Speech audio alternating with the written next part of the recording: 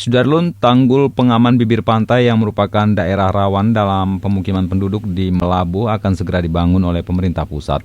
Pembangunan ini menyahuti harapan warga yang pemukiman mereka kerap diterjang banjir rob di sepanjang pantai Desa Pasi Luaron dan Desa Pasi Ujung Kala, Kecamatan Johan Pahlawan, Aceh Barat, Sabtu 22 Mei 2021. Pemerintah pusat melalui Kementerian PUPR tahun ini akan memasang tetrapod penahan ombak di wilayah tersebut sepanjang 500 meter.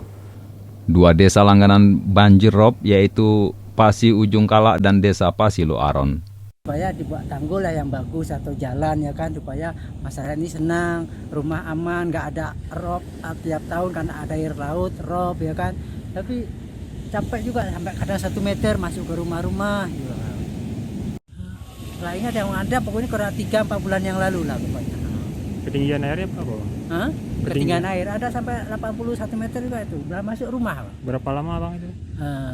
Yang mau yang itu hari kan sampai nggak salah 1 hari 1 malam. Kami nggak ada tidur, jaga rumah aja, kasih tanggul di depan pintu supaya nggak masuk ke rumah.